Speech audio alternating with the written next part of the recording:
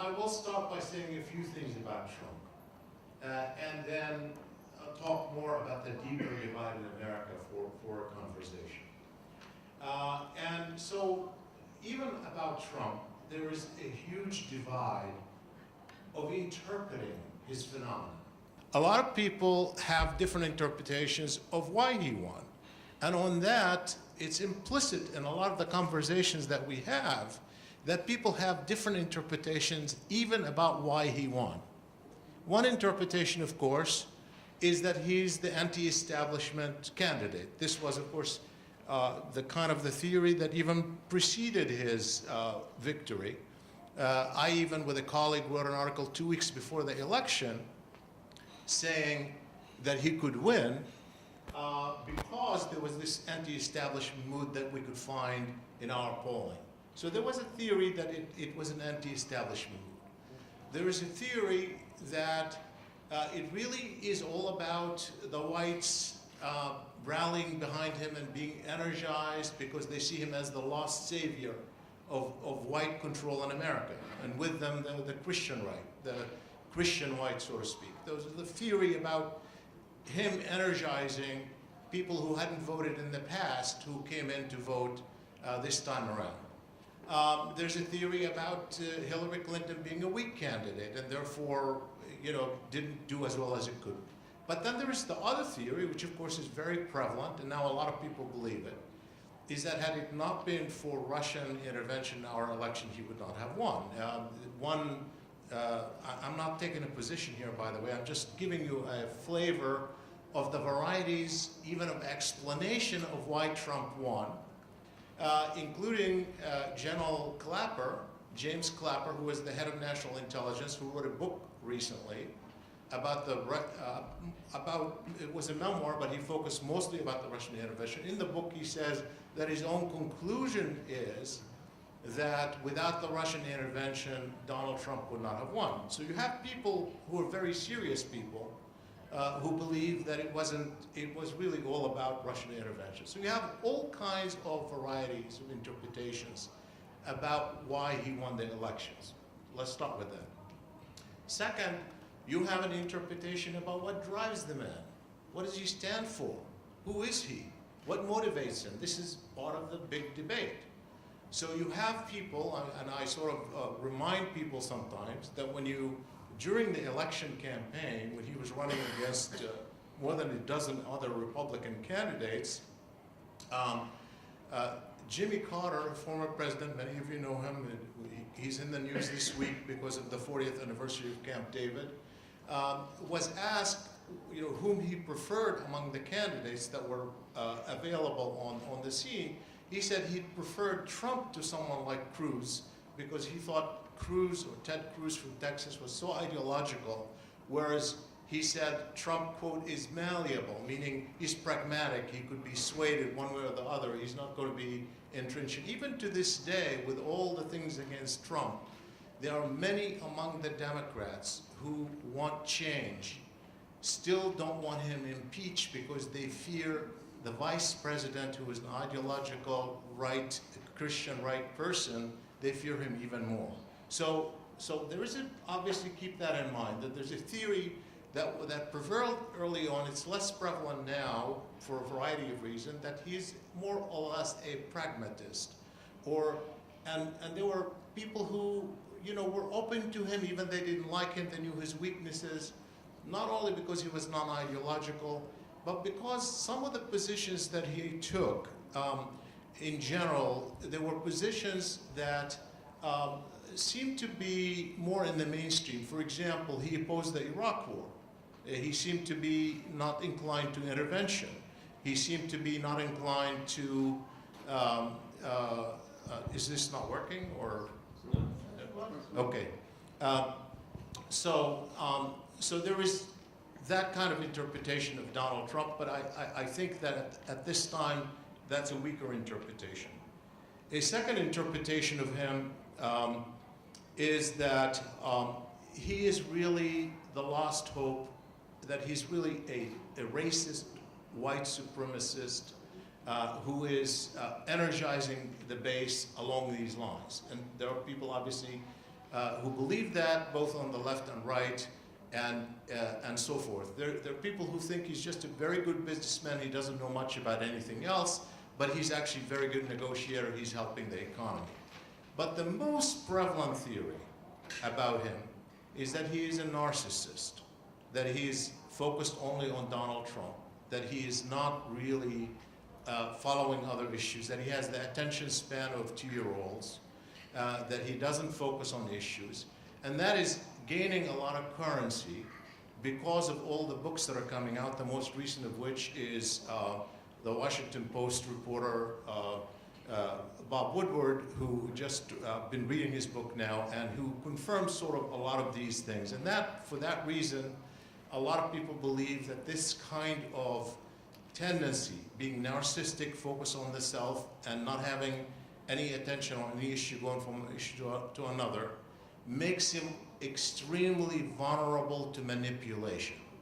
And that manipulation is both by advisors who might be ideologically or strategically motivated in one way or another, by fundraisers, by outside interest groups, and also by foreign powers who can manipulate his weaknesses to focus him on particular issues. That is really kind of, I would even say, it's probably the most prevalent theory. And then finally, there is a theory that is increasingly gaining currency among some of the intelligence establishment, that he is beholden to a foreign intelligence power. And that is not to be underestimated in terms of its strength among the intelligence community. That somebody holds something against him, obviously Russia is the one that is most mentioned, and therefore that he literally is under the influence of a foreign power.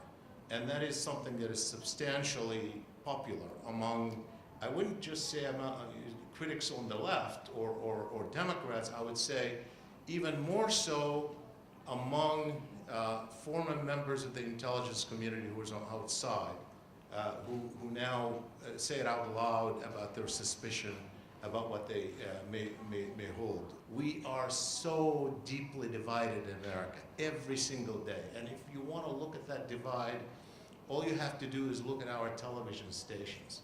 If you go to his supporters like Fox News, which is popular on the right, and then you turn the television and listen to MSNBC or CNN, and you think you're in two different countries simultaneously. It's not one and the same. It's two different narratives, two different stories, two different interpretations. So we're deeply divided. I conduct public opinion polling sometimes in the Middle East, but now I'm focused almost entirely on the United States, where I'm looking at American public opinion, especially on foreign policy issues, particularly toward the Middle East, but not just on the Middle East. And I'm also looking at American politics domestically, particularly the question of identity, how Americans define themselves. And so I start by observing that if you think about the post-9/11 era, after the tragedy of 9/11, we had this discourse here and there, meaning here in the Middle East and there in America, about the clash of civilization, the clash of values. Obviously, most of the elites rejected that. I did, I still do. Many reasons to reject the thought that there's, what we're witnessing is really a clash of civilization. But nonetheless, it is the one that had taken place.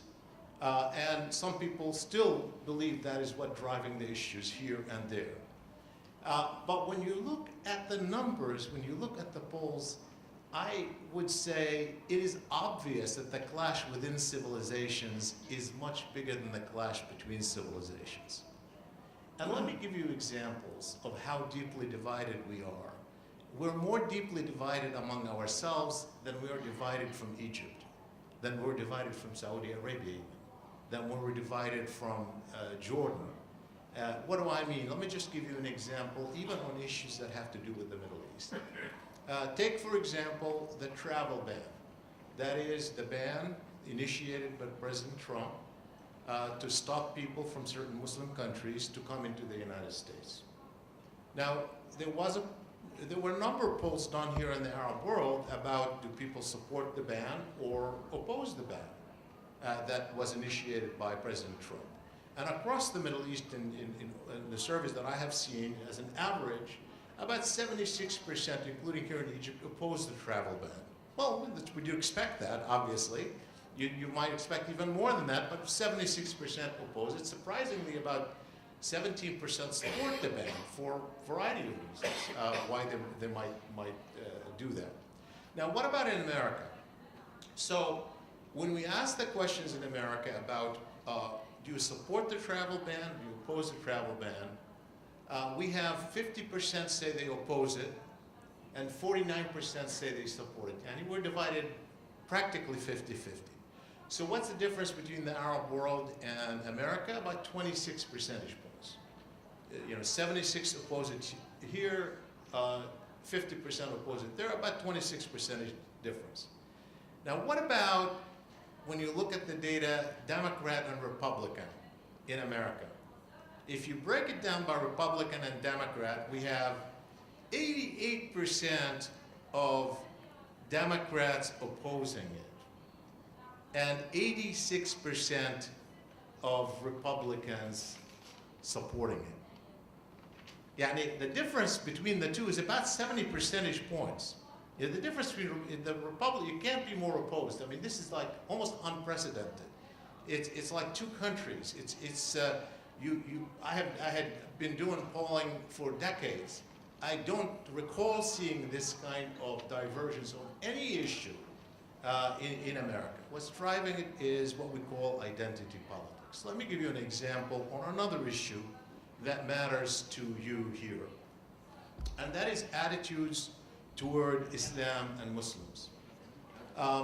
So, for example, we all know that during the presidential campaign, when President Trump was running, and since the presidential campaign, he highlighted what he thought was a Muslim threat, and he called, the terrorist attacks Islamic terrorism. And there were a lot of people who thought that he was really riling up Americans against Islam and Muslims. And we know that he intensified opposition among certain groups because we've seen some backlash. We've seen some attacks. We've seen some rise of Islamophobia in some quarters. We've seen some Muslim Americans who have suffered from certain incidents that have occurred as a reaction to the enhanced rhetoric. So what you might suppose from that is that there was actually a rise in anti-Muslim attitudes in America. Well, let me tell you something, that's not what happened. And let me give you some examples in the polling that I've done. So I have done 6 polls over a period of 2 years from the beginning of the campaign through his first year Trump's first year in office. And those 6 polls, every few months, I would ask a question, what are your attitudes toward Muslims, favorable or unfavorable? What are your attitudes toward Islam, favorable or unfavorable? And among other questions. But those are the ones that we have done to measure the trends, to see how public opinion is changing. So throughout the 6 polls, from the beginning of the presidential campaign, all the way through the first year in office, what did we find? We find that Americans started liking Islam more and started liking Muslims more. Every single time. Even after a terrorist attack on American soil that was blamed on Muslims. Every single time. So incrementally, it went from, the first poll, the next poll was higher favorable rating, the following poll was higher favorable rating, the following poll was even higher favorable rating, and so forth. It went up. In some cases, it went up by 18 percentage points over less than a 2-year period. So astonishing change in such a short period of time. So you say, how is this possible? First of all, it's not possible that people learn so much about Islam and Muslims that they're going to make such a quick analysis that will result in such a huge change in public opinion. Well, how do you analyze it? Well, if you look at what happened in the breakup of the demographics, the story is easy to understand. Almost all of the change for the positive came among non-Republicans. Republicans didn't change at all. And the Democrats' opinion started improving toward Islam and Muslims. And so independence is the same, started improving. Why? Because it was a backlash to Donald Trump and what he stood for, and he was associated with anti-Muslims, and therefore they started rallying behind Muslims and behind Islam. So we are so divided identity-wise that you're either with this camp or this camp, and that's even reflected on issues that are central in the debate. There are issues that tie in to broader issues that are of concern to Americans. The number of people who say I'm American first has gone down since Trump started running for office. And even more surprising, it has gone down not only overall among Americans, and not only among Democrats and independents, it has gone down among Republicans. And you might say, how could that be? This is a man who's running on America first. So when we look at the demographics, here's what we find, and something that explains politics a little. So among Democrats, those who say that they're less American than they were, where's the rise that compensates for that decline? The rise is among people who say, I'm a citizen of the world, I'm cosmopolitan, I don't see the differences. You know, sort of the anti-Trump. The anti-Trump. So we have a rise in the people who say, I'm more cosmopolitan than I'm American. I'm more egalitarian. I see equality among people than I see a focus on my American identity. In fact, it's about even right now among Democrats. And among young Democrats, more people say I'm a citizen of the world than they say I'm an American first. Among young Democrats, below 25. Now among Republicans, so where does that dip go? Why do people, they obviously didn't go to say I'm egalitarian, not with the tone that is being set. Where did that go? Well, rise in religious identity. The rise in religious identity at the expense of American identity.